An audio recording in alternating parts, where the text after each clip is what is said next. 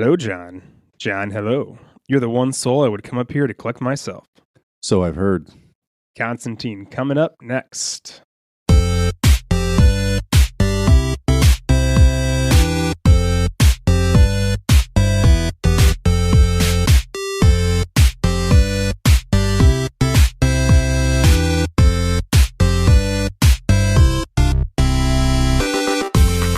Welcome back to Nerd is the New Cool. I'm Justin. With me, as always, is my good friend, Mr. John Lambert. How's it going, man? Awesome. Here to talk about one of my favorites, one I forget about all the time. I know. Because of all the DC, Marvel new iterations, but one of the OGs. This is an OG. Constantine. Yeah. 20th anniversary of this came out in 2005. So take us back. This is just out of college for us. Do you recall the first time you saw this? It definitely was not in the... I don't think I saw this in the theaters. I don't know. I wouldn't have gone at that point in time for something like this. So it was definitely a DVD. Not a Blu-ray, a DVD.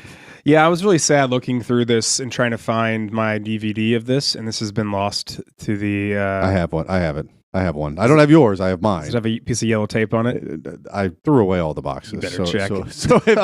So how convenient. Yeah, I just have a big folder of all of them. Well, I definitely owned this at one point, and so I was able to rewatch it, and I ordered it on Amazon Prime for $1 after my credit. So my digital credit. That's not bad. No, is it okay? But did you buy it or rent it? I just rented it. Okay. I didn't even need to rewatch it. It was funny going through this whole thing, how many times we saw this movie. And I was trying to think of this question too, like the answer to this question. When is the first time I saw this? And I did see this in the theaters. I can't recall who I was with. It could have been any number of people, but what I remember about this movie is that I didn't stick around for the ending scene because this is before the time of like having cutscenes in movies. Yeah. And I remember seeing it again later on DVD. Yeah. And someone saying, probably you, hey, watch till the end. Why?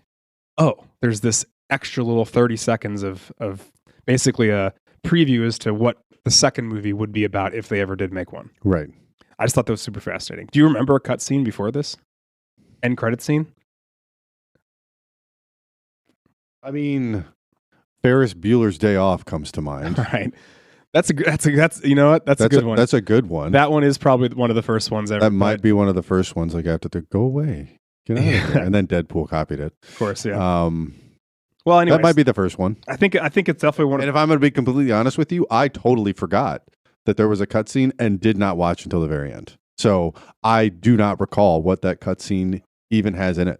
Well, I'll tell you right now, and the reason why that You're going to have to enlighten me. The reason why I stuck around to watch to the end, by stuck around, I fast forwarded, was that I was like, wait a minute, doesn't Shia LaBeouf sprout angel wings? When does that happen? Did I miss it?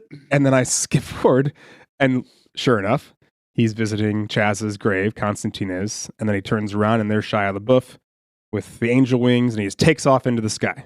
And then Constantine walks off with like a shit-eating grin on his face. Like, all right, cool.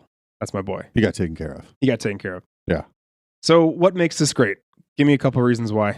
I mean, it's an interesting take on like the ultimate battle between good and evil. Like it's a story. Like, I mean, the heaven versus hell has been told numerous times in numerous different ways. And this was just a take that just kind of stuck with me as far as, you know, I mean, Keanu Reeves is great, but like he's an exorcist, but he's obviously got his own demons that he's dealing with, and like his reason for being is trying to do enough good so that he can buy his way back into heaven because he killed himself once.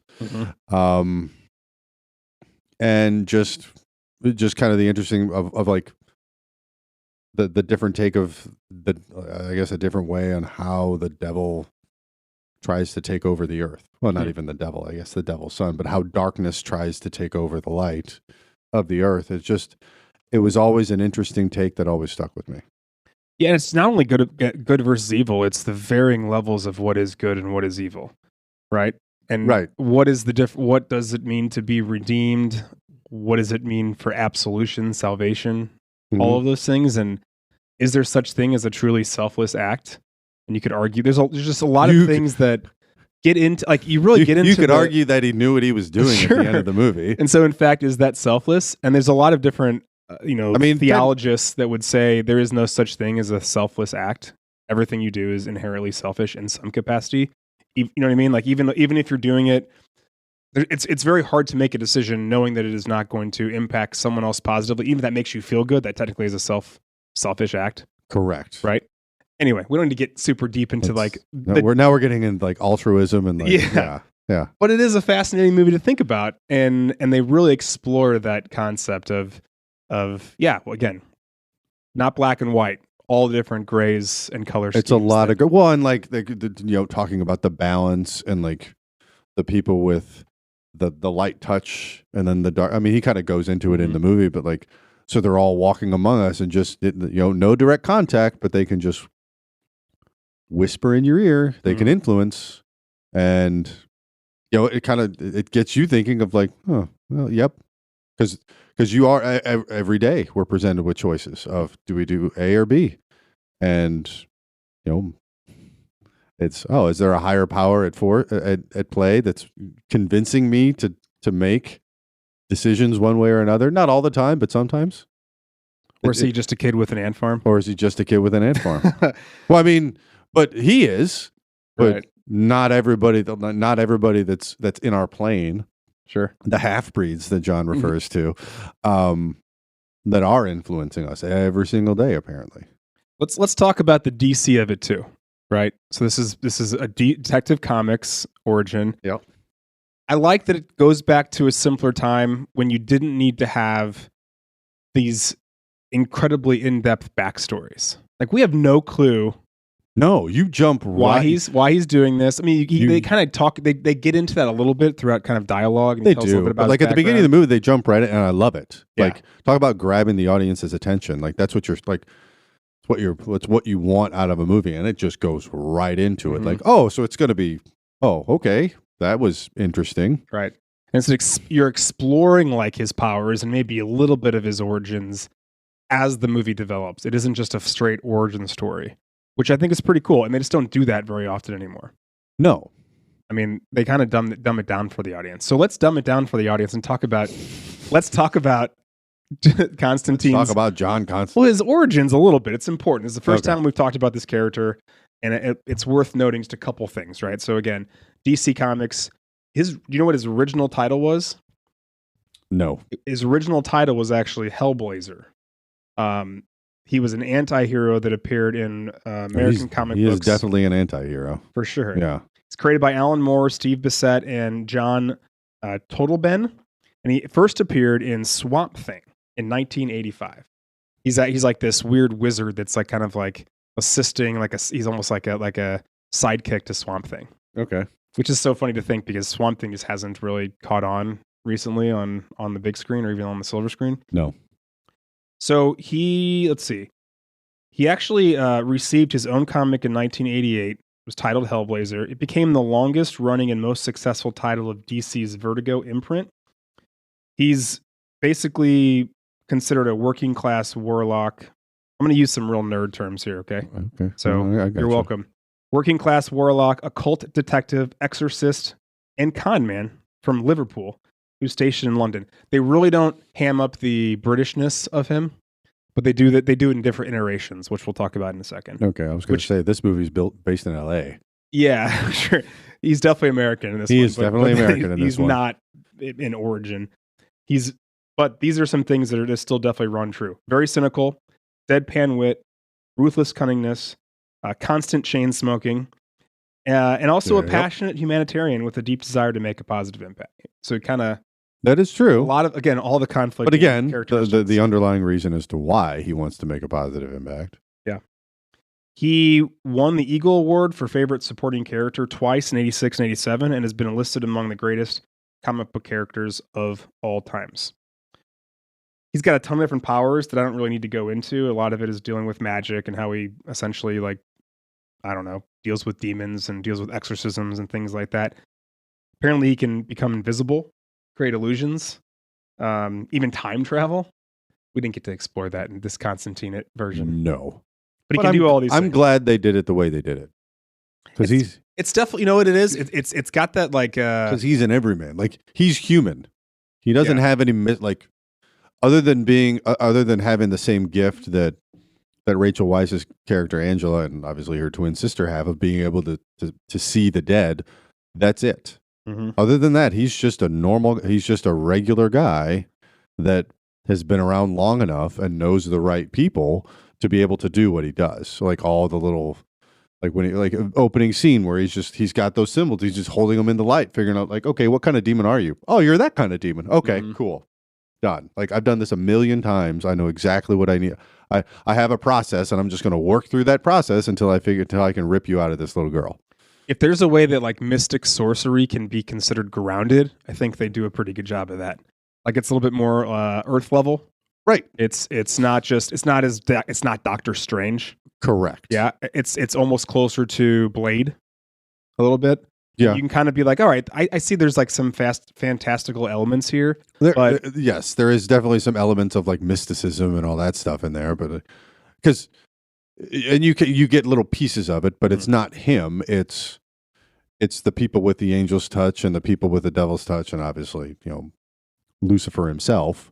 Mm-hmm. But he can't fly after Angela as she's getting taken by God knows what. He's just running after her. Yeah.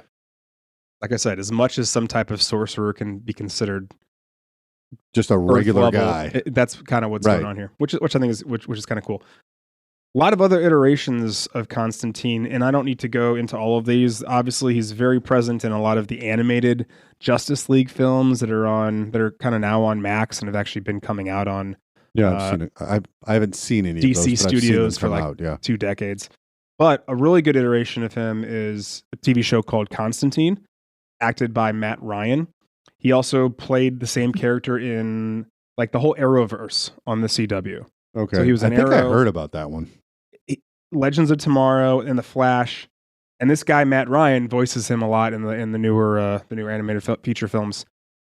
If you like Constantine, if you like this movie, I strongly recommend you going back and watching it's one season. It's like I think 14 episodes, something like that. It's got a real CW vibe, but it's what's it they call it, like the story of the week type thing. Mm-hmm. He's solving a different puzzle or whatever it is, but he is such a sarcastic asshole, and he just hates everything, and he's just annoyed at everything he has to do. And I think it really it takes Keanu's performance to a whole nother level.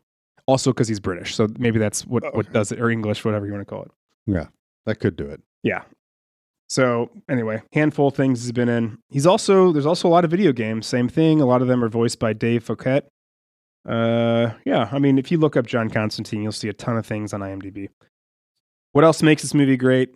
2 of the main actors and actresses, Rachel Weisz. Yeah. I don't want this to be I don't want to just talk about how madly in love with her I was when I was first introduced to her. What? Which The Mummy? From The Mummy. There you go. But she has really, she kind of just out the gates, just is an incredible actress in that movie. She's really fun, obviously very beautiful. And then kind of comes back to Constantine's a little bit more serious role. Mm-hmm. And since then, she's had a really amazing career and kind of almost ties it into a nice bow by coming back into Black Widow. Back to like it's a Marvel film, but like a comic book type movie. So, and she's a bigger badass in that movie, which is 20 years later. Right. Keanu Reeves finally plays Constantine. We don't need to discuss him in that much depth because we kind of already talked about him. We've talked about him numerous times. Go back to the Matrix episode if you want a real deep dive on Keanu Reeves. That's where you're going to hear it. Right. Okay. Into the categories. Deep dive summary. According to IMDb, Detective Angela approaches Constantine, a demon hunter, to help her investigate her twin sister's mysterious death. As he digs deeper, he realizes that demons are trying to enter the human world. I forgot that Rachel Weisz plays herself as a twin. Isabel. I totally forgot about that. I was trying to think about other movies where actors or actresses play a twin version of them, and I really couldn't come up with a whole lot. I know there are a ton. Like Cheaper by the Dozen, like is the first one that came to mind. Okay. Lindsay Lohan. But Anyway. Arnold Schwarzenegger and Danny DeVito. I'm just kidding. Yeah, and Twins. Yeah, no, not so much. Debuted February 18th, 2005. Pretty much 20 years, almost a month ago. Yeah. In the U.S., had a runtime of 2 hours and 1 minute. Always ask this question. Thoughts on the runtime? Did it go fast or slow? Fast. Yeah. It was fast. It's like, I mean, it really doesn't slow down. No. I mean, we'll get to the scenes in a minute, but as soon as you get into him performing the first exorcism, there's maybe a teeny bit of lull where there's like some investigative work with why did Isabel die? And then after that, once those two are together, Angela and Constantine, it goes really. It's like scene after scene. Friends die. He's performing some type of thing, chasing demons. It's just like nonstop scene after scene. Budget of estimated $100 million. Grossed. That's a lot. It is a lot. Well, I think because usually when we're doing this, it's like something from the 80s or 90s or even earlier. And it's like budget 30 million, 30, million. 20, whatever. This is $100 million. Well, budget. Again, it's an IP and it is in the 2000s, so that's going to help. But it had a gross worldwide of 230 million and some change. Opening weekend in U.S. and Canada of almost $30 million. What are some awards? It won 2 things. It was nominated for 11 different awards. I don't really know what I know what actually these are. The ASCAP Film and Television Music Awards was the winner for top box office films. It was in the top 10 for box office for the year. It also was nominated for MTV Movie Awards for Best Hero. Obviously, Keanu Reeves. I had to put it on there because I love a time when we can talk about the MTV Movie Awards. They just don't happen very often. And I misspoke. Sorry, it's the 29th highest grossing film of the year, which is nuts to say. It made $250 million and was only the 29th highest grossing movie of the year. That's pretty nuts. BS rankings, Rotten Tomatoes, the tomato meter, critics give it a 46%. I'm 0% shocked by that. The popcorn meter, which is the audience, gave it a 72%. I am a little shocked by that. I think that seems surprisingly high, especially considering IMDb gave it a 7.0. Right? Yeah. I mean, I like that those numbers are high, but I think nowadays this is only 3 years away from Iron Man. You know, the fanboys they're out and they're angry. All right. The Spielberg Award for directing. This is directed by Francis Lawrence. This and basically all of the Hunger Game films, Catching Fire, Mockingjay Part 1 and Part 2, and The Ballad of Songbirds and Snakes, which was the prequel. Yeah. Quick going back, I just wanted to look it up. The MTV, the Best Hero, Uma Thurman won that year for Kill Bill Volume 2. She deserves to win that. Tobey Maguire, Spider-Man 2, Hugh Jackman, Van Helsing, Keanu, and Matt Damon for The Bourne Supremacy, and Uma won. I had to look it up. She deserves to win. She's badass. Keanu is a pretty badass in this movie too. But Matt Damon, badass as Jason Bourne in general. You can't vote against the bride. I mean, no, she's incredible. Anyways, sorry. Let's see. Tarantino Award for writing. This had a lot of people that were in some way involved, and the first one is Jamie Delano, who this is based on the comic book series that Jamie wrote called Hellblazer.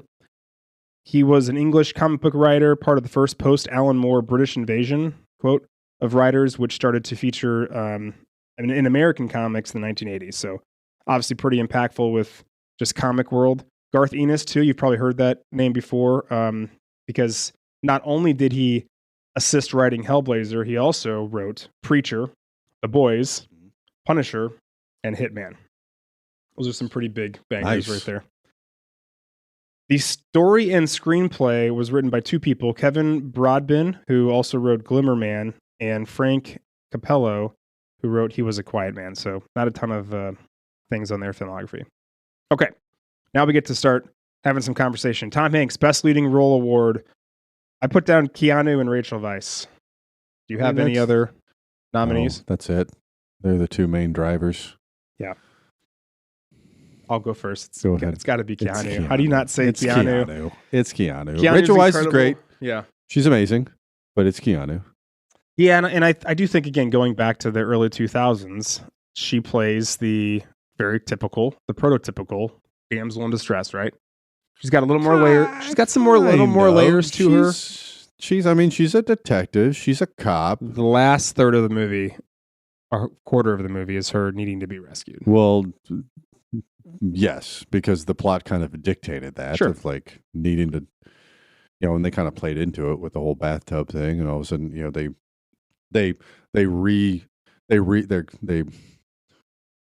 they got her powers going again, and then they were like, oh, well, we'll just take her, and like her sister's gone, we'll just take her instead. Like, dope, you just played into that hand.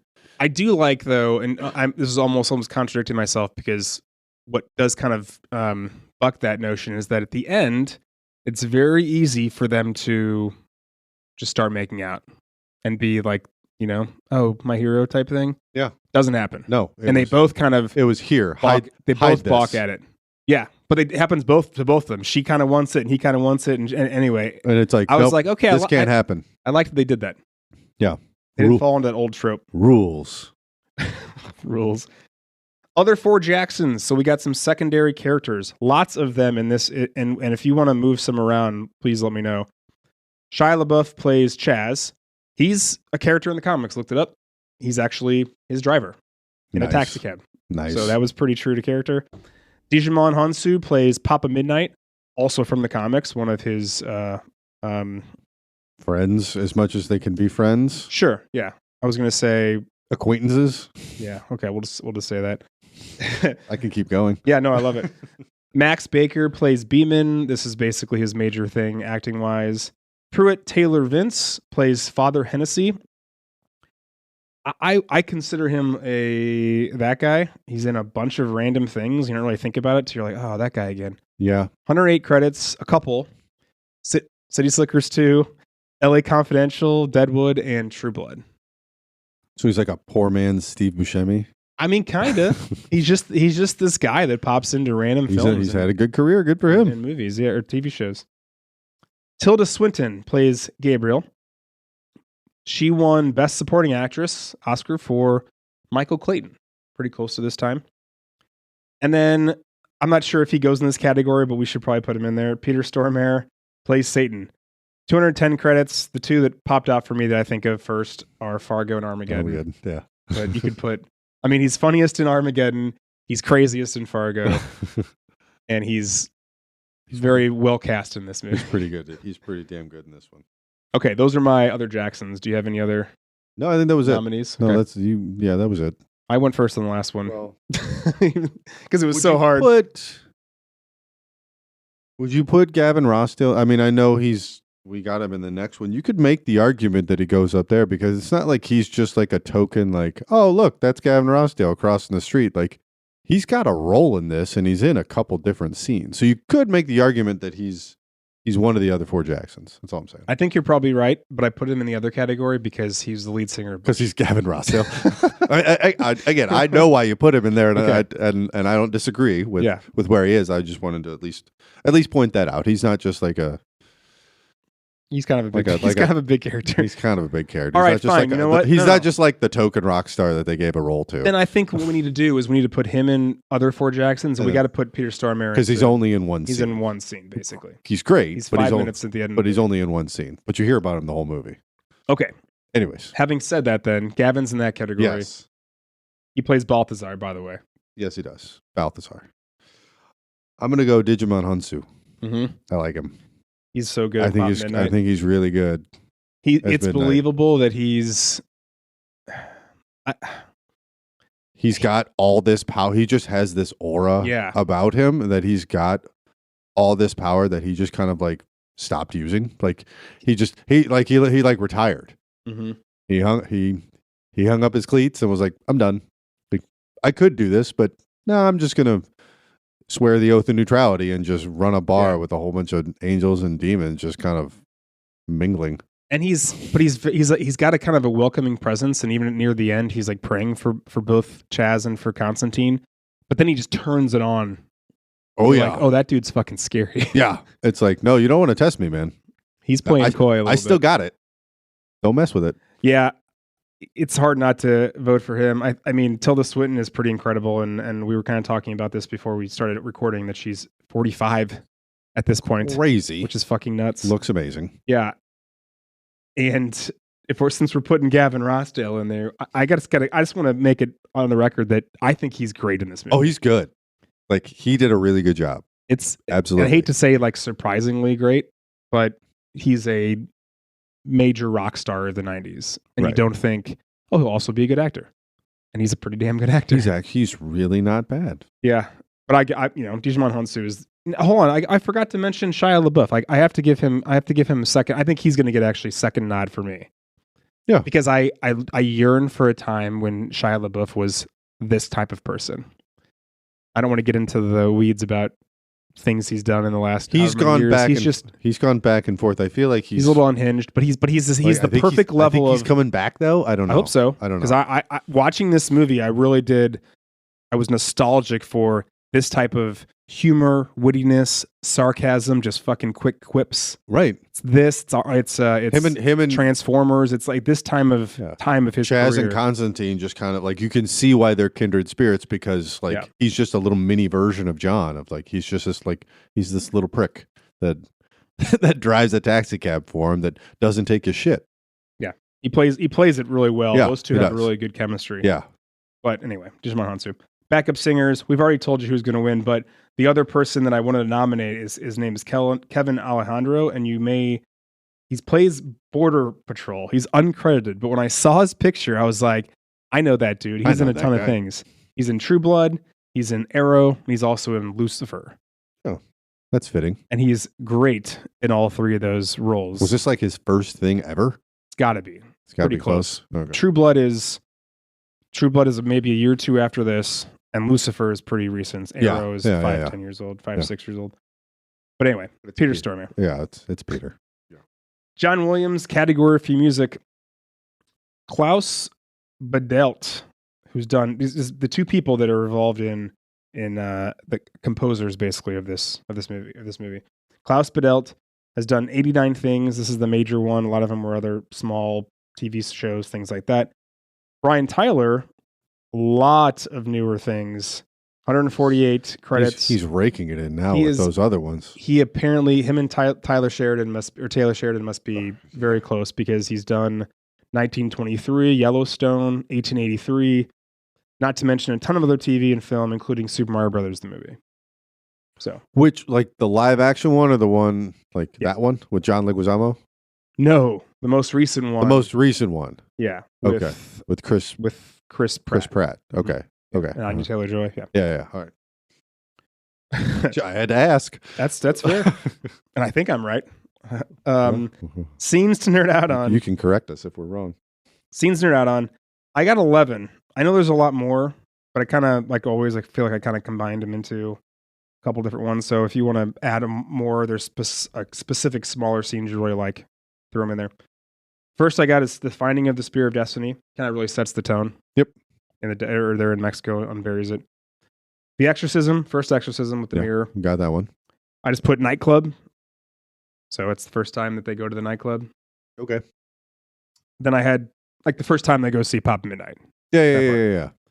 Traveling to Hell. If you can get in. Yeah, you can get in. If you can get in. Rat in a dress. Uh-huh.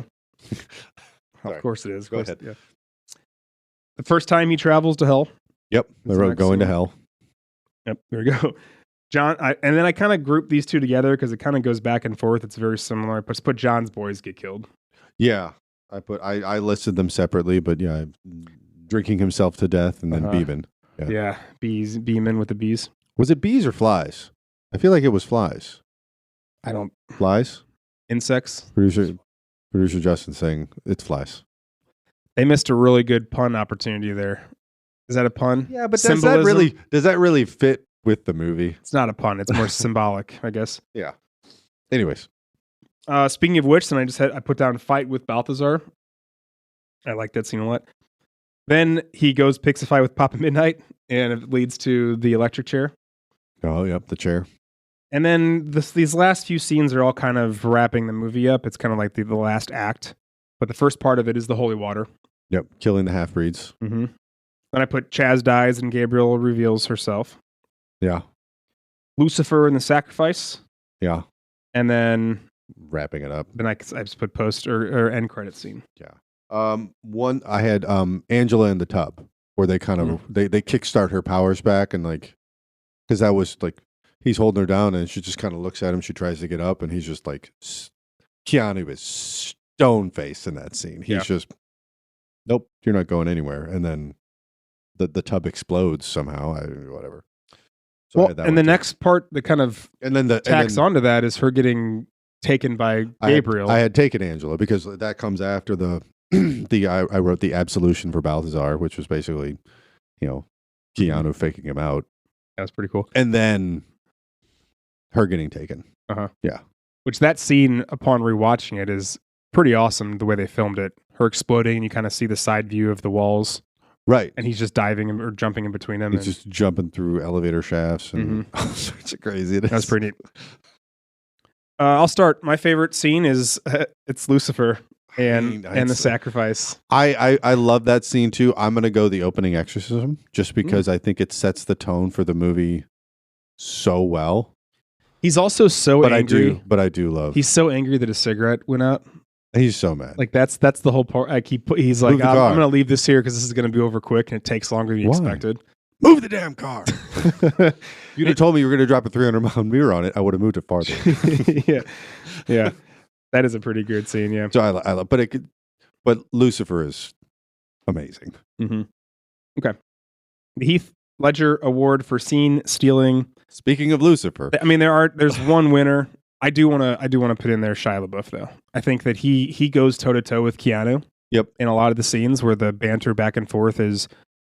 He's almost like I said. I mean, that's the name of the category. He's stealing the scene a little bit. Now, who steals the entire movie? It's Satan. It's Peter Stormare. Yeah, he's amazing. We're agreeing on too many things. We gotta start arguing. That's okay. A little bit. All right. Dante's Peak. Let's talk about Shia LaBeouf. What is his peak? This is actually kind of hard. Holes is kind of his first major feature, 2003. Yeah. This is in 2005. And then Transformers is in 2007. If you had told me what was first for Transformers, I actually would have said Transformers. But I would have been wrong. Then he does Indiana Jones and the Kingdom of the Crystal Skull, 2008. Eagle Eye in 2008. The next Transformers in 2009. Wall Street, Money Never Sleeps in 2010. Another Transformers in 2011. And then kind of makes a comeback a little bit with Fury in 2014. The early teens is when he kind of starts having some off the screen. Fury was intense. You ever see that? Oh, yeah. Yeah, that was good. That was good. Might be the best thing he's in. I don't think that's the peak for his career. No, because that cast is because like him and John Bernthal and Brad Pitt. Like, yep, that was a good cast. Peak. What do you got? I mean,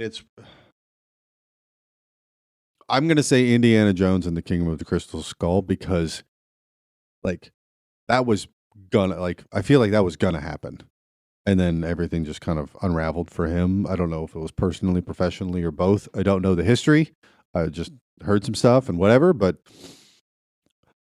because like he was going to be the next Indiana Jones. Like he was going to, the torch was going to be handed to him. Right. And that was a big deal. Yeah. And then it didn't happen. Not at all. And then he just kind of crashed back down to earth.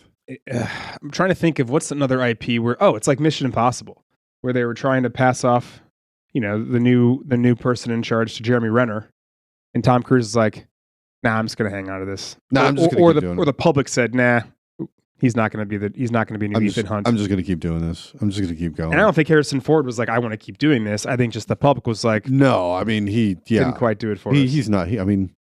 He wanted Han Solo killed. I wouldn't be surprised if he wants Indiana Jones killed too. Yeah, I think that time period, Transformers, then Indiana Jones, and then Eagle Eye, which is actually a really good movie. I think it's Channing Tatum. Is that the Rome one? I thought that was the one about tech. Oh no, that's different. It was the one about tech. It had a real the Eagle is the one that I'm thinking about. Yeah, that's the Roman one. Sorry, Eagle Eye had a real conspiracy theory. No, what's that movie with? Shit. I can't even think of the actress right now. She's in Speed. Sandra Bullock. What's the Sandra Bullock movie? The Net. Thank you. It's got a real Vignette vibe to it. I remember like a lot of surveillance things. Okay. And he was like a leading action star in that one. And like, what was that?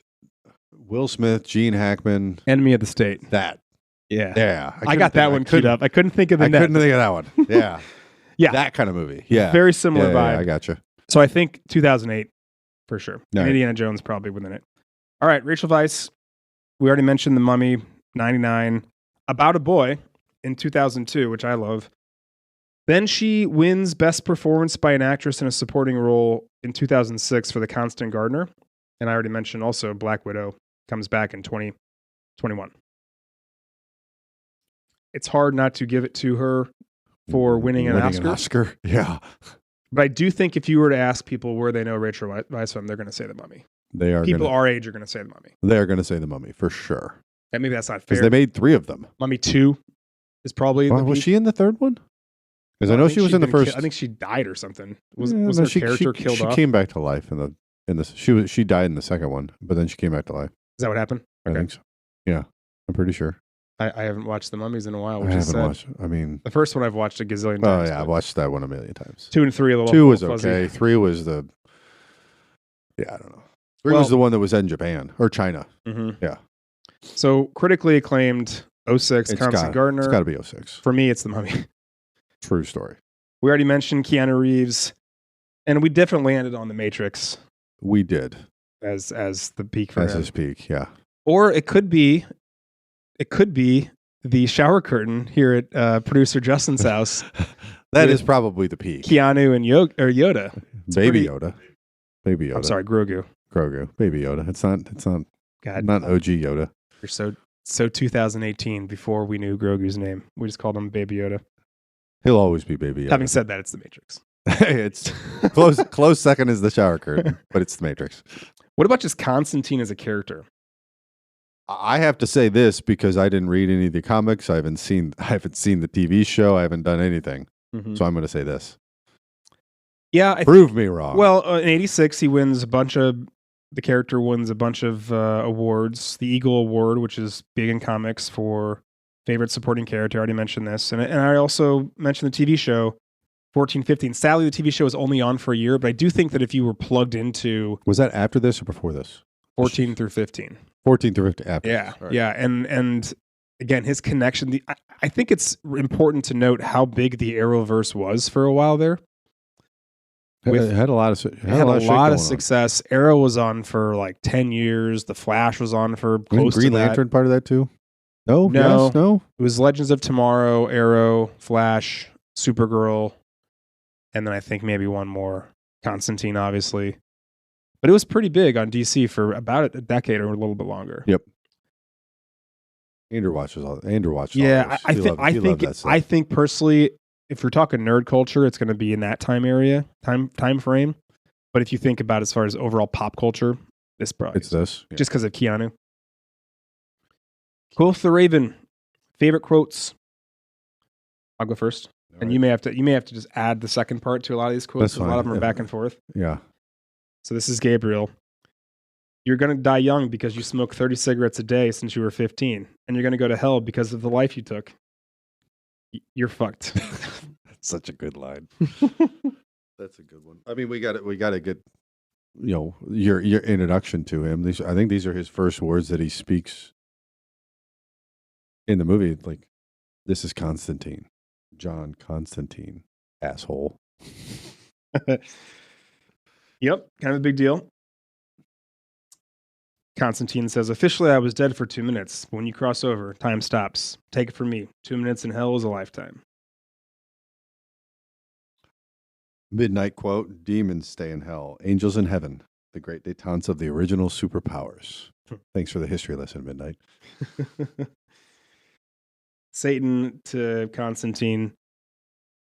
Sonny, I've got a whole theme park full of red delights for you. Aren't you a peach? Yep. You waited 20 years for me, Lou. What's another 20 seconds? I didn't pick up that he called him Lou until last night. Yeah. And I thought that was Lou. That was fun. That was a fun little nickname.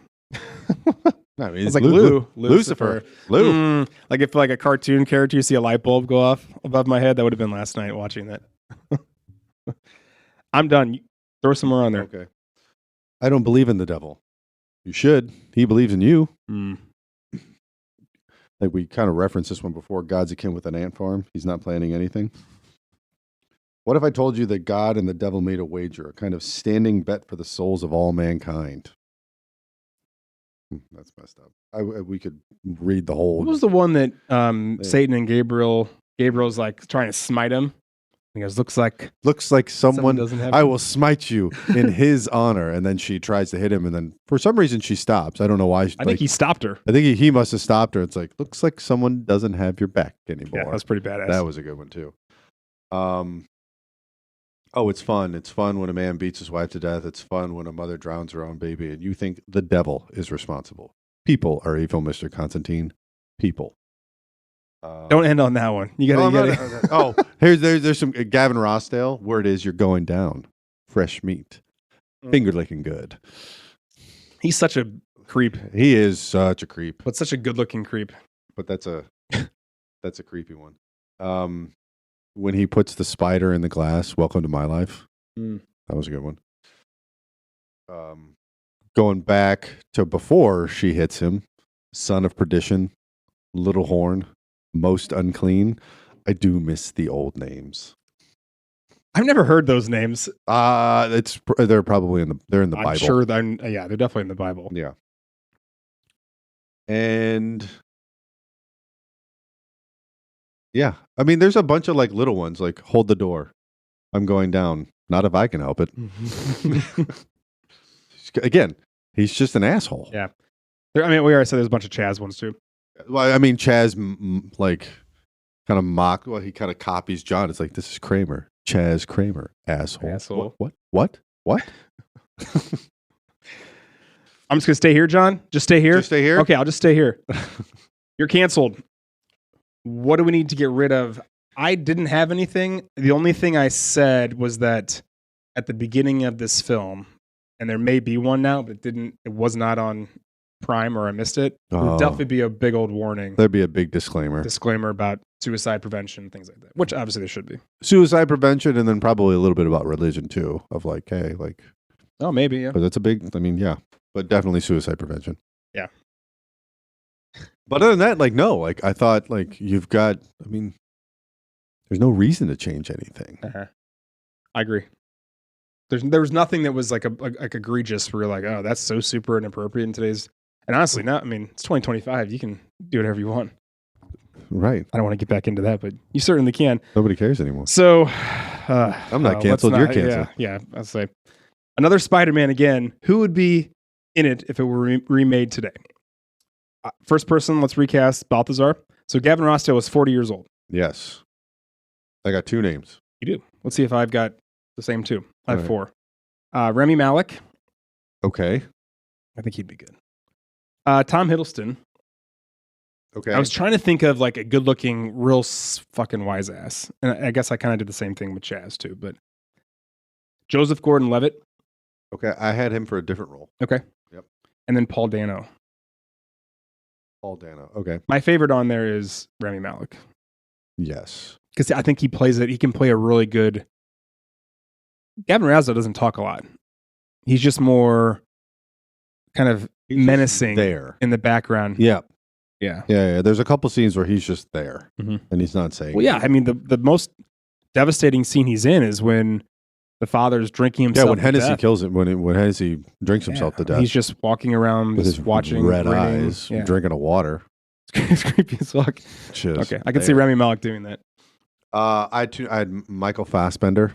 Okay, yeah, because I think he could do it. And then I added Sophia Boutella. So she's from The Mummy, the Tom Cruise Mummy. Yeah, she plays the Mummy. Okay, and she's also in what's a series? It's on AMC Plus. It's called Rogue Heroes. It's about the birth of the SAS. I read the book. The book was great. The show's okay, but she's in that too. Okay, I don't mind. I think she'd be great in it. Yes. So let's do it. Just to change, I change things up a lot with my casting. I don't think there's anything that says Balthazar has to be. It's a demon. Demons can look however the fuck they want to look. Yeah, absolutely. Okay. Just like Gozer. Just like Gozer's. It's whatever it wants to be. let's recast Angela Dotson. So Rachel Weisz was 35 at the time. You go first with some. All right. nominees. You want me to just list? I have 3. Yep. You want me to just go with all 3? All right. I have Olivia Wilde. Mhm. And then Amanda Seyfried. Because she has a show right now where she's playing a cop. And then Letitia Wright from Black Panther. Yeah, those are all really good. I think I like 'Cause Amanda I needed- Seyfried the most. I needed like Letitia Wright would be good though. you need someone with some edge, and I Mhm. feel like all 3 of them can get some edge. Yeah. My 2, I have 3, but I'm going to take one off. Upon reflection, I don't like the third one. I have Anna de Armas, Okay. who, I mean, you probably know. Yeah, I know who best that- from I know who that Knives is. Out, other things. Yep. And Anna Kendrick, who I just really like. Anna Kendrick. Pitch Perfect. No, I know who it is. Okay. I just don't see it. Okay, that's fair. Let's go with Letitia Wright. Let's go with Letitia Wright. Okay. 0 for 2 so far for me. All right, for Chaz, I'm going to win this one. I only have one name. Okay, Shia LaBeouf was 19. I know, and I tried to pick someone really young. I did and too. I picked the youngest person, and he kind of matches it, but it's actually someone that I'm familiar with. Who? MJ Anthony. I have no idea who that is. Exactly. Did you ever see the movie Chef with John Favreau and I John did. Leguizamo? His Oh. son. Yeah, okay. That's MJ Anthony. All right. I kind of see that. Yeah, he grew up since then. So, and I saw a recent picture, and I think he's 21 or 22 right now. Uh-huh. So, All of my characters are in their early 20s. yeah, it's hard to find an up and comer teenager because we don't know who those people are. Well, basically, they're on Stranger Things or. And I tried to avoid going Stranger Things because that seemed like that's a pool we dip in like a lot. I'm going to do it. I'm dipping. 2/3 are from Stranger Things. Okay, and go my ahead. favorite is not. Finn Wolfhard, I think, would be good. Okay, He's actually probably too tall. he probably is too tall. Depends who we Depends ask for on Constantine. exactly. It would depend on Constantine. Gatton Matazzaro, Okay, who plays Dustin. Yep. And I think that he's got that smart ass. because he was a smart. Yeah, that's what he smart does. ass on Stranger But my Things. favorite is Aidan Gallagher. And I don't know if you've seen The Umbrella Academy, I have not. but he plays 5 in it. And anyone who's seen The Umbrella Academy that is listening to this right now, I would hope that you are Producer agreeing Justin with me, seems to like it. including producer Justin. We can go with that. He is such just a clever, wise ass. He's got a reply to everything. He speaks as if he's 55 years old. And actually in the show, he's supposed to be like 50, 65 years old, but it's a time travel thing. Can't explain to you. I can't explain Umbrella Academy It's to you fine. right It's now. fine. It's fine. I need to watch it. I think he'd be great. I tried to get Megan to watch it, and she was like, "No." I'm It's like, fucking "All right, wild, fine. but it's good. That's fine." And I think he's the best part of it, frankly. Him and maybe one of the 2 other characters, but Aidan Gallagher Aidan Gallagher. by default. Okay. Midnight. Digimon Hansu was 41. I have 2 nominees and I only like one of them. We got 3, and I like all of them. Okay. Well, then let me just say my one. Go ahead. That I am like super, super passionate about. Go ahead. Mahershala Ali, I think, would be so good in this role. Okay. You probably got better ones. I But I, went a think he different- would be incredible. I in saw, this. I saw him, and I was like, "Eh." It's like I know we didn't- probably say him a lot. It almost but- feels like a cheat code because he's so good. Well, he's so good. I know he's so good. I think that like Hansu like has that same vibe to him a little bit. Absolutely. Kind of dark and mysterious and like Yes. I don't know, you just get that booming voice and just the way he carries himself. Yep. You're like, that dude's a fucking badass before he even says a single word. Yeah. So who do you got? I got 3 names. So I've got Omar Sy, Mm-hmm. Colin Farrell. Oh, switching it up a little bit. I'm switching it up, and I'm switching it up even more on this one. The last one, Rosario Dawson. Oh, I switched it up a lot. On you that. did switch. I switched it up a lot on that one. So I like. It just depends on which way you want Yeah, to I like where you're going with these. I think that if we were to kind of switch around some like genders and play with race and things like that, and just kind of full revamping. Heck, we could honestly put like Mahershala as like Constantine. Be honestly. good. We wanted to go. do Guy that. can play anything. So if I think we did that and then playing against Colin Farrell would be pretty cool. Having said that, who was the first person? Oh, Omar Sy. Omar Sy. I think he should be the winner. He's pretty good. I like Omar Sy a lot. Yeah. I'll let him and Ali, they can fight, and whoever wins that fight I gets. don't know. My money's on Omar Sy. gonna be close. He's a big dude. I'm just saying it'll be tough. Okay, let's skip. You want to skip Constantine for a minute? We could skip Constantine. We're gonna do Gabriel and Lucifer. All right. So let's do Gabriel next. So let's win again. 45. It's wild. How many nominees you got? I got 4. Oh, okay. You go first then. All right. All right, I'll start with the ones like there's one that is significantly younger, but I like her and I think she could do it. And actually, Stranger Things, Maya Hawke. She could do that. Actually, I think she'd be really good at. Like, she was the first person I thought of. Like, no, like before I realized, like, holy shit, Tilda Swinton was 45 because she doesn't look 45. No. I thought, like, I mean, just certainly not 20s, but I thought maybe 30s. But like, yeah, I didn't realize she was 45 and so younger. But I think she could do it. And then my other names are Maggie Q, Malin Ackerman. Yeah, Malin Ackerman's good. And Diane Kruger. Yeah, how old's Diane Kruger? I don't know. She's a little older than I think. She's probably a little bit older, but she could do it. Yeah. That Maya Hawke is right. That's the winner for me so far. I think she could do a really good job. I'll give you my 2 nominees. All right. And hit me. Well, I hate to say Aubrey Plaza but she's just. I think she can play that role pretty well. I had a different. That was my first nominee, and then upon watching it last night, I had a different name came to mind, and it's Morena Baccarin. Okay, Deadpool from Deadpool and Homeland. I think that she'd be pretty good. Aubrey Plaza. I'm going with Maya Hawke though, man. That's beautiful. I think Maya Hawke's pretty good. That's a great call. Let's recast Lucifer. Peter Stormare was 42. There are 52. I'm sorry, 52. There are so many people. Like I was just like looking at the list of actors that are in their 50s, both like super A+ stars all the way down to fairly obscure. There's so many that could be picked for this. I thought. I have a favorite, but I have 3 names. Okay. Well, I'm gonna say one for. I'll go for this first this time. Go. Because I thought you'd write this down, and I wrote down Keanu Reeves. Did you write that down? I thought about it, but you always do that because he totally could. Yeah, I thought about it. I did not write down. I think that'd be too meta. You know, I think it would be too. Like he's almost like too tongue in cheek, but he could do it. He could totally do it. The other 2 I had were RDJ. Okay, I'm going A-listers, and then the last one was Matthew McConaughey. He's played the devil before. Well, he played the Man in Black and in the Gunslinger. Well, in the Dark Tower series, which whatever. So that's my favorite. I'm sure you've got better. I've got Liev Schreiber. Okay, he's got more of the grittiness that Peter Stormare has. He does have some grittiness. Javier Bardem. Mm-hmm. And then this is the one I like the most, and I don't know why. Sacha Baron Cohen. I think he could totally do it. I think he could be totally serious, and I think he could totally do it. I think he could. I just don't know if I'd be able to take him as serious. Of course, again, like if that's not the case, then Javier Bardem. I think Javier Bardem should win it. But I like Sacha Baron Cohen. The thought of that. I mean, because I only knew Peter Stormare before that. No, I knew him from Fargo, but then I think I most recently definitely knew him from Armageddon. Right, from Armageddon. And then he comes out just guns blazing in one scene. Right. Yeah, I just think like it's Sacha Baron Cohen that comes out of the ceiling. I know, but that's all you'd be thinking. You wouldn't amazing. Be thinking, you wouldn't be thinking, oh, that's Satan. You'd be thinking that's Sacha Baron Cohen acting like Satan. Let's see what wild shit he says. What kind of accent is he gonna have? Right. How's he gonna play this? Okay. So what are we doing? Constantine. Keanu, 41. We got 3. Me too. Let's take turns. You go first. Okay. My first name. How do you say his name? Chiwetel Ejiofor? I cannot say his first name. I think it's Chiwetel. I think you might be right. Chiwetel? I'm just sounding it. Ejiofor, yeah. I like it. I think it's Chuity.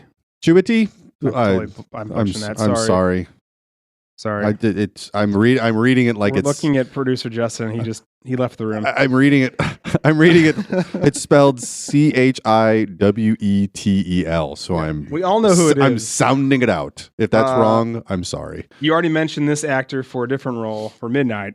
I put down Colin Farrell. He's in his 50s. Or I'm sorry, he's in his 40s. Okay. I had Joseph Gordon-Levitt for this one. For this role? For this one. I could see that. I don't know if you have to be physically imposing. I think kind of the idea Keanu is not physically imposing. He's fucking ripped out in this movie. Yeah, but he's not like, it's not like he's Henry Cavill or something like that. But he is. Who could totally do this. He's not on my list, but he could totally do it. He could do it, but you have to speak with the British accent. He would. I think actually, Alan Richardson could do I'm this. sad at Reacher. myself. That guy's awesome. He could.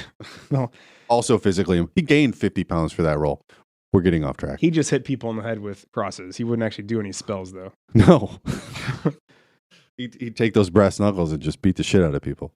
I'm actually kind of mad at myself. I'm talking about how the origin of this character is like English, and that's kind of the charm to him. I don't have any English people on this list. I have one English name and I like him. Okay. Well, I'll say the next two then. Oscar Isaac Okay. was one I think he could do a good job. And I also put making a comeback, Josh Hartnett.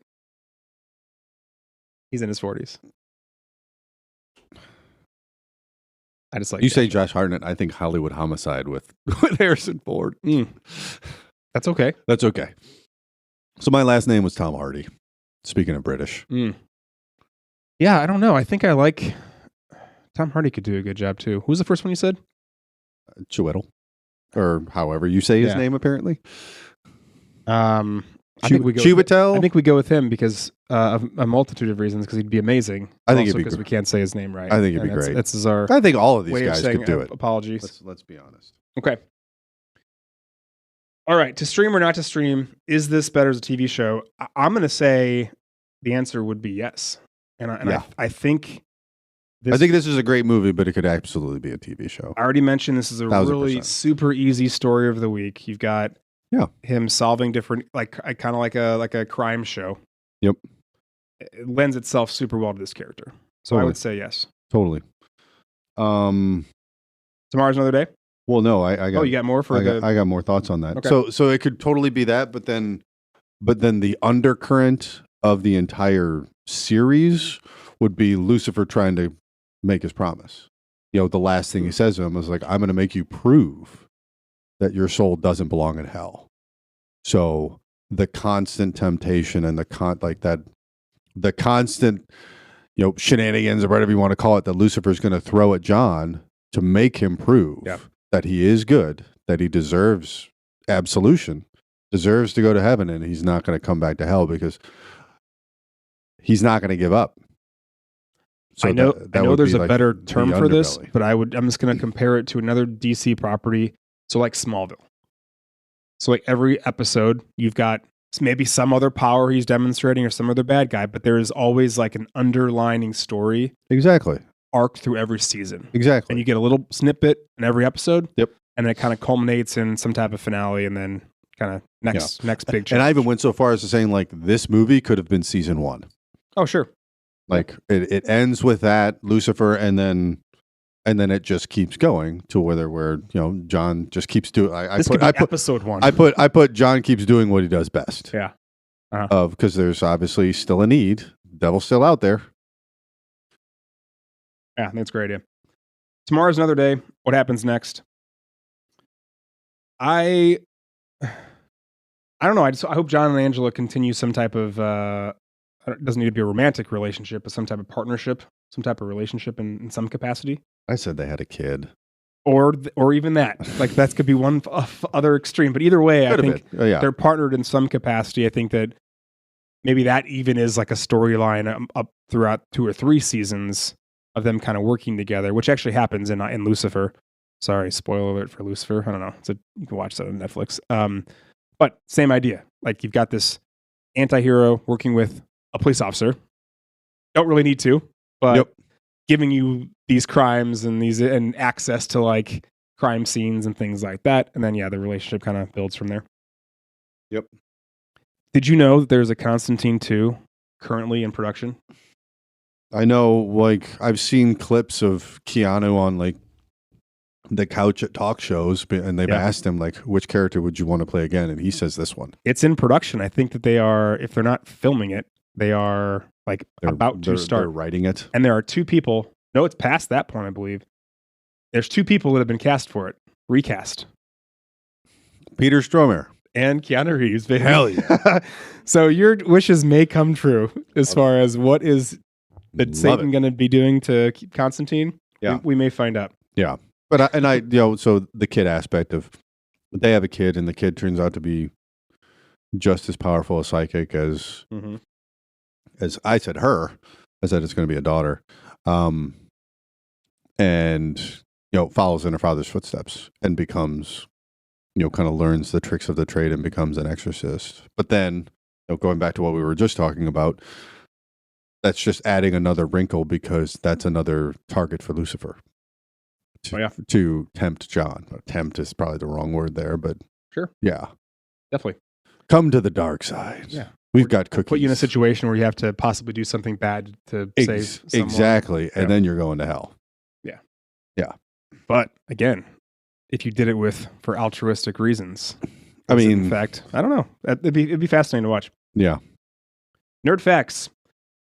The Spear of Destiny prop is the same one used in Hellboy, the first Hellboy movie in 2004. Oh, really? According to the director's commentary on the DVD, and this is about 40 minutes, the rag that Constantine lights on fire to defeat the flying demons is a piece of Moses' shroud given to him by Beeman. Yeah, there are a lot of religious artifacts that aren't necessarily explained. Again, you just take it for what it is, face it. Right. You're like, in my head, when he's got that shotgun and they're making those bullets, I'm like, I'm sure he put some spell on there, so when he shoots demons, they explode. Checks out. I don't need to be told why. Right. Didn't need to. So, case in point, according to the director's commentary also, Constantine's brass knuckles are made from gold that was blessed by a bishop during the Crusades. That's pretty sweet. And we don't know that, but he's beating the shit out of a demon. You see that they have crosses on them. So maybe that's all you need to do. Maybe that's what they did to the shotgun shells. They had crosses on the. I'm sure. I'm sure it was all blessed. And the only time they really it's all blessed, and every single little piece of buckshot has a little cross on it. Mm-hmm. The only time they really even talk about that is when Beeman's talking about the artifacts that they've got, and then they're talking about how they're going to put blessed water, the blessed cross into the water supply. Right. For the sprinkler instantly. System. Yeah. Constantine's line in which he says he doesn't want Angelo to be another ghost following him around is a reference to the comics, where he is haunted by the ghosts of friends who have died because of him. And again, these are all little references that you would not know, but if you're a comic book person, you'd be like, oh yeah, it's a fun little nod to the original story. Speaking of, the original title of this movie was going to be called Hellblazer, and that's the title of the comic book, but it was changed because it was too similar to the movie Hellboy, which came out in 2004, the year before that. And in this adaptation, of Constantine, he is destined to go to hell because he attempts to commit suicide. In the comic book Hellblazer, he is sent to hell due to summoning a demon into his body. The demon rebels against Constantine's control and drags a little girl back with him to hell. Oh, that's interesting. There's so much behind the scenes. That's kind of messed up. When the possessed girl crawls on the ceiling early in the film, she says, "Papatayan natin sila." This is a Tagalog, which is Filipino phrase meaning "we'll kill them all." So they actually speak in the dialect. That's pretty cool. Sorry to my Filipino friends for butchering the show that line. Sorry, Pat. Carlo. According to an interview with the AV Club published on the 28th of August in 2017, Peter Stormare came up with his own costume design for the appearance of Lucifer. The off-white linen suit, which is awesome, with tar dripping down his feet, are specifically mentioned. The producer and director had initially wanted leather trousers, bare-chested, and a dog collar with spikes, and tattoos over his face and chest. I love his look. Good change. That's good change. A pristine white suit for the devil himself is just... It's so much more menacing and just really badass. Is. You're like, God, he's just look at this guy. He's just fucking clean. Yeah. He's going to just drag your ass to hell. The best looking suit in the house. Yeah. Ravenscar Hospital is named for a mental institute that features in the Hellblazer comic book series. Constantine spent 4 years in and out of Ravenscar after he had a nervous breakdown due to a botched exorcism. Fun little note. The Spear of Destiny is also known as the Spear of Longinus. Longinus was the name of the centurion who used the spear to pierce Christ's side during the crucifixion. Which we'll talk about in a second. Yeah. Tarsem Singh was supposed to direct this with Nicolas Cage as Constantine. But when Singh left the picture, so did Cage. I can see it. I can. I mean, this is way past Face Off, but that version of Nicolas Cage, I'm in for. Yeah. Maybe not Con Air version of Nicolas Cage.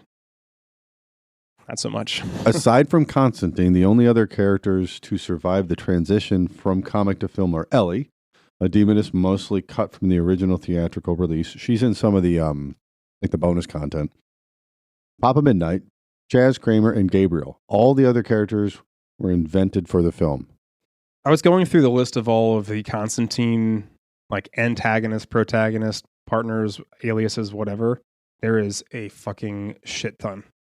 Anything dealing with the mysticism. It was like 2 full pages of just.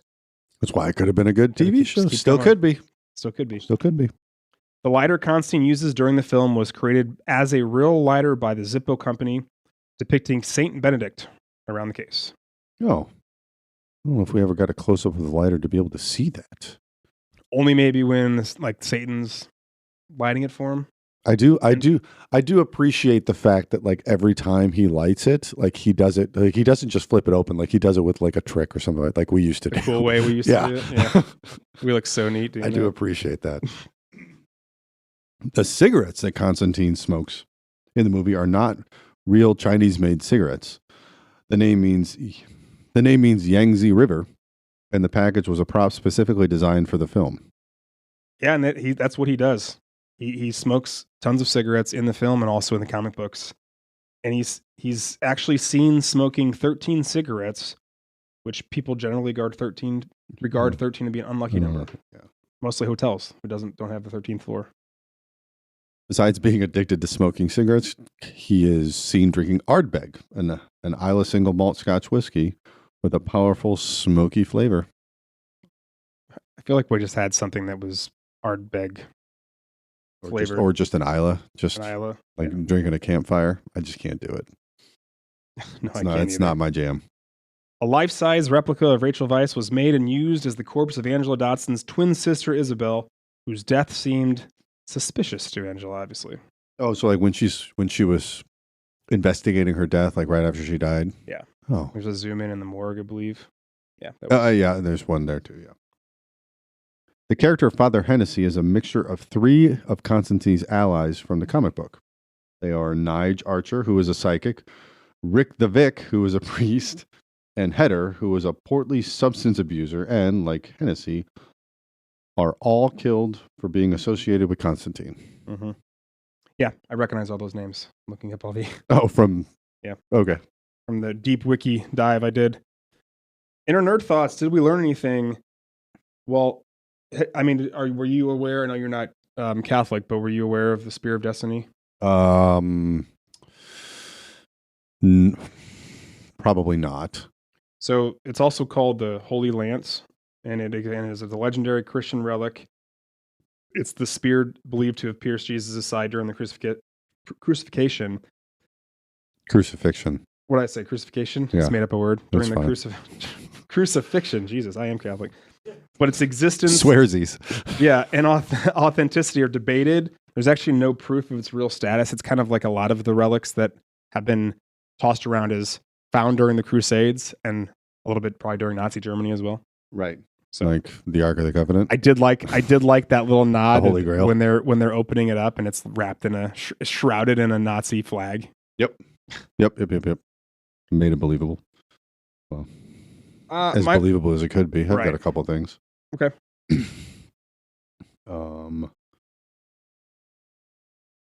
How did she manage to take the amulet off by just taking her jacket off?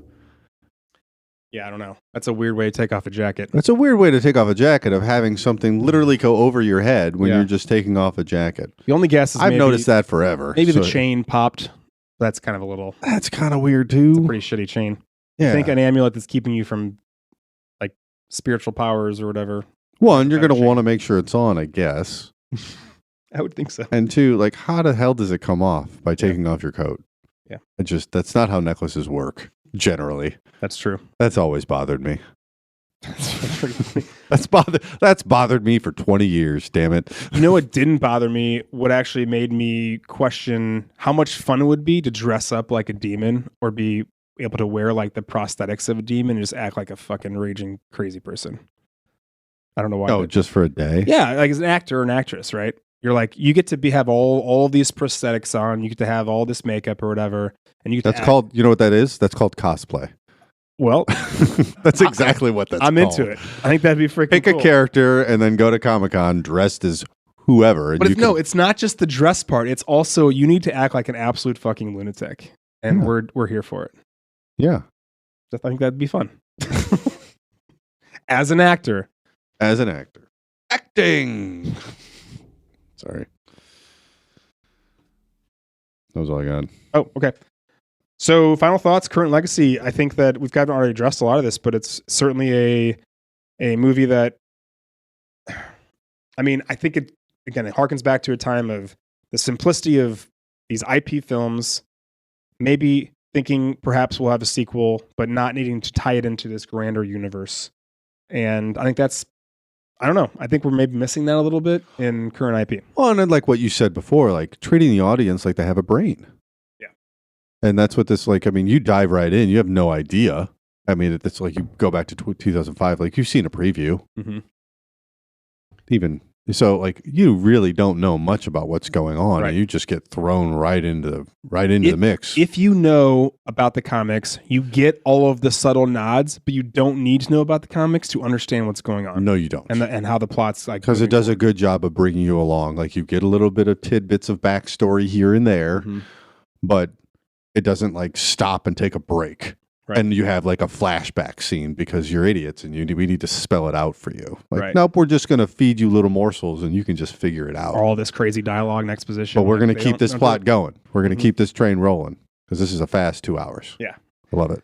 What I think is amazing, I think that this is, really Keanu's only, I mean, I guess you consider The Matrix now having become that, but really only major dip into comic book lore, right? Yeah. I mean, he's been long rumored to be making an appearance in the MCU. I'm sure they've been asking him for everything, and he just turns it down. Almost 20 years now. Yeah, he's like, yeah, no, I'm good. Well, if you haven't seen Constantine yet, definitely give it a watch. I'm sure he'll be brought in at some point to the new DCEU, whatever it's called, with James Gunn. With James, see if they can. It's got to be in the plans. Do as good of a job as they did here. Yeah. So, all right, Nerd Outreach. Thank yous. John, thank you for picking this movie. Yeah, it was between a few, and actually, I had my brain on something else, and then you mentioned this one. I'm like, fuck, yeah, we got to do that one. Yeah. we got to do. I hadn't seen it. I was so excited to rewatch it. Me too. I hadn't seen it in forever. I was surprised how much of it I remembered, but I was also delightfully engaged. I was very yes. I actually put my phone down for 2/3 of the movie and just watched it. Yeah, I had my computer up so I could take notes. Yeah. But that was it. That's pretty much it. Yeah. Producer Justin, thanks as always. This was fun. Thanks for having us. We love all you guys, so continue to rate, share, etc.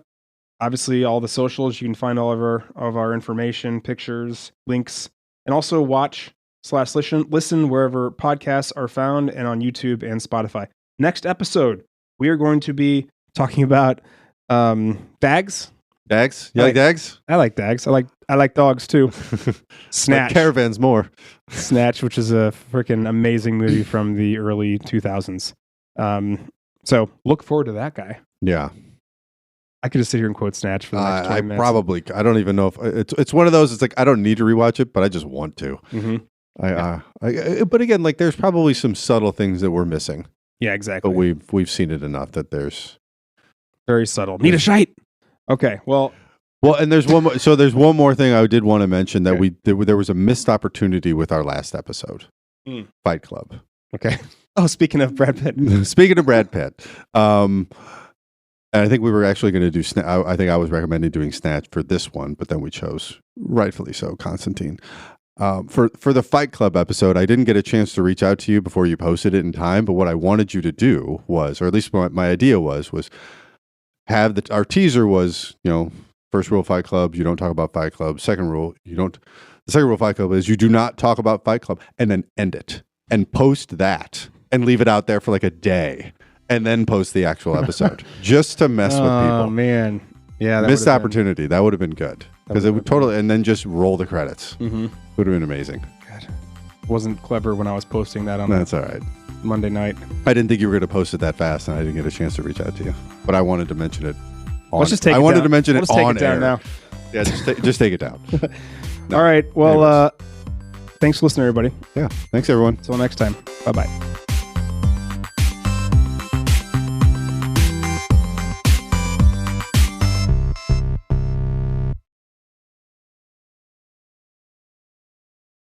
I had a different. That was my first nominee, and then upon watching it last night, I had a different name came to mind, and it's Morena Baccarin.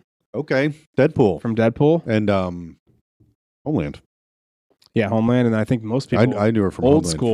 first. You know her from what's it called, Serenity, and what was the TV show she was in? I don't know. I knew her from Homeland. Neighbor Dave's going to be so pissed off at me right now because I'm watching this show and I cannot think of the name of it. You're very disappointing him. Fuck, you can cut out this dead sound noise. The fuck is it? It's called. She is 45. And yeah, she's exactly 45. She's right on it. It was only on for one show, or season. It was a Joss Whedon show. Oh, Serenity? That was the movie that came out as the sequel. Firefly. There Fucking you go. fuck. Yeah, he's really going to be pissed at you. Firefly Leave is what that in. she's known from. You can put that at the end. Don't cut any of this. Oh shit. Yeah, Okay. it could be an ad. We could cut it at the end. That's fine. But that's got to be in there for Neighbor Dave. Shout out Neighbor Dave.